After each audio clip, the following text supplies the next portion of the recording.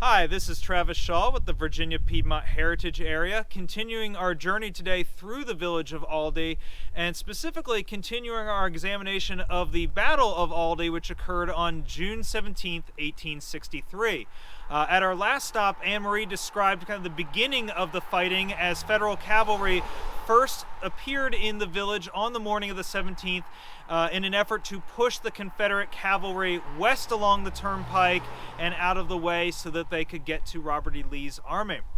Now, these early morning efforts down along the turnpike were repulsed by the Confederate cavalry under Colonel Mumford, and so by the afternoon, the Federal troopers are looking for a way to get around the Confederate cavalry to flank them out of their position and continue on their journey westward.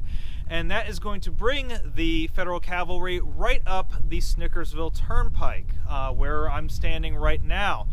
Now, Mumford realizes that this is a possibility, and so he has taken a group of specially selected sharpshooters from the 2nd and 3rd Virginia Cavalry and placed them behind this stone wall. Now, this is a great tactical position because it lies right at a blind curve in the turnpike. And if you look down the road there, you can see, as this car is coming up, anyone approaching from the village of Aldie is going to have to make that turn before heading west.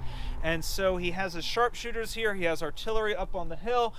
He is ready for anything that's going to come up the road. Now, unfortunately for the men of the 1st Massachusetts Cavalry, it is their job to lead this advance up the turnpike. And so as they come around that blind curve, they are met with what one observer described as a perfect hail of bullets. Firing erupts from behind the stone wall. The Massachusetts men make repeated charges to dislodge the Confederates from this position. And by the end of the afternoon, 2/3 of the 1st Massachusetts Cavalry will lay dead, wounded, or be captured at this spot. Proves to be an incredibly strong position for the Confederate troops.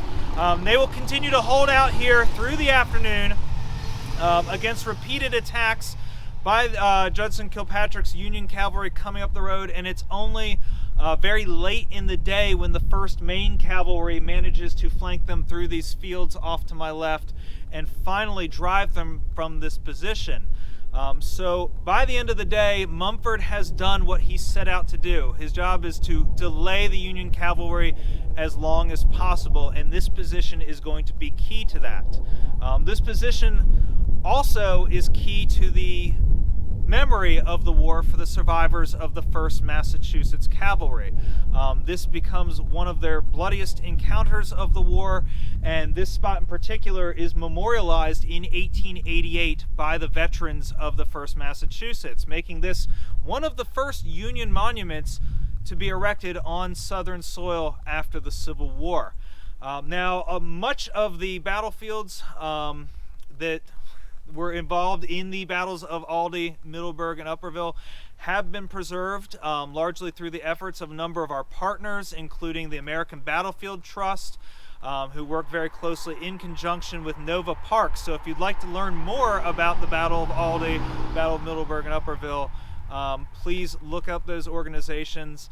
And as you explore these battles, please keep in mind that a lot of the roads, including the Snickersville Turnpike right here, really have not changed that much since the 1860s. One of the most remarkable preservation efforts that's occurring here in the heritage area is the fight to preserve these rural roads. So not only do you get to experience the battlefields, but you get to experience the same trails and roads that the soldiers themselves used. So we're going to continue our exploration of Aldie. Thank you so much. I didn't know.